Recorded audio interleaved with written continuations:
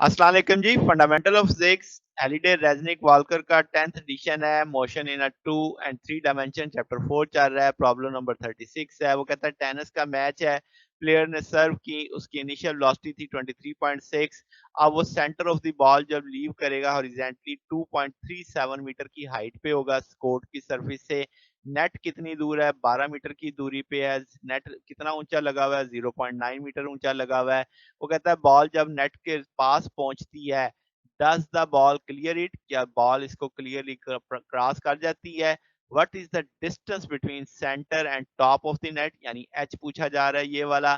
फिर वो कह रहा है suppose that instead the ball served as before, now it leaves 5 degree below the horizontal, यानी पहले की निस्बत 5 डिग्री नीचे चली गई है।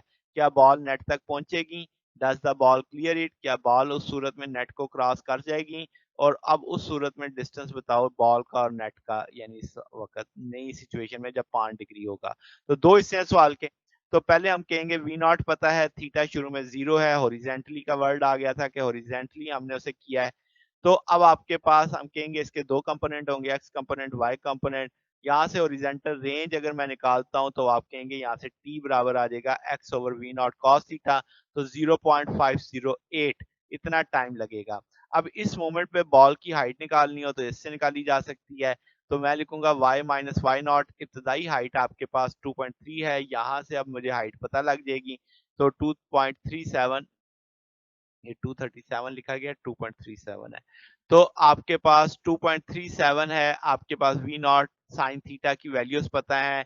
ये साइन जीरो तो पूरे फैक्टर को जीरो कर देगा, रिमेनिंग सिर्फ यही बचेगा। यहाँ से y बराबर आ जाएगा 1.10। इसका मतलब इस हालत में गेंद 1 मीटर की हाइट आपके दूरी पे है। तो अब आप कह सकते हैं कि ये आपके पास 0.9 मीटर से तो ऊंचा ही है टाइम, यानी डिस्टेंस, तो वो क्लियरली उसे क्रॉस कर देगी। अब 0.50 पे जो सेंटर ऑफ द बॉल है वो अब कितना ऊपर होगा नेट से, वो हम कह देंगे कि जी टोटल का दूरी ले लेंगे, तो वो आपके पास 0.2 मीटर है, इतना नेट से ऊपर होगा। अब अगला हिस्सा है जब 5 डिग्री नीचे आ जाएगा तो वी नॉट 23.6 ही लेंगे। अब 5 डिग्री उसने कहा था डाउनवर्ड है, तो अगर मैं पॉजिटिव एक्स एक्सिस से एंटी क्लॉकवाइज एंगल बनाऊं तो वो 355 डिग्री बनेगा। उसी तरह वेलोसिटी के दोनों कंपोनेंट ले लूंगा, उसी तरीके से रेंज के टूल से टाइम निकाल लूंगा। अब टाइम बनेगा 0.510।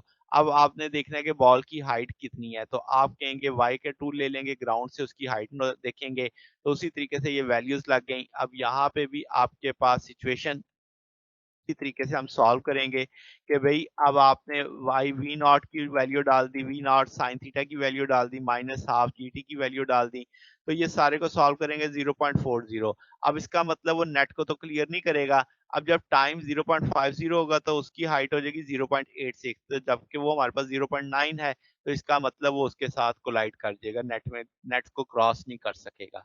तो ये हमारे पास सोल्यूशन था। अगर आपको इसमें कोई बात पूछनी हो, डाउट हो तो नीचे कमेंट्स में पूछ सकते हैं। वीडियो अच्छी लगी हो तो वीडियो को लाइक कीजिएगा, दोस्तों के साथ शेयर कीजिएगा, चैनल को सब्सक्राइब कर दीजिएगा। अब तक के लिए इतना ही, बाकी इंशाल्लाह हम नेक्स्ट देखेंगे। ओके, अल्लाह हाफिज।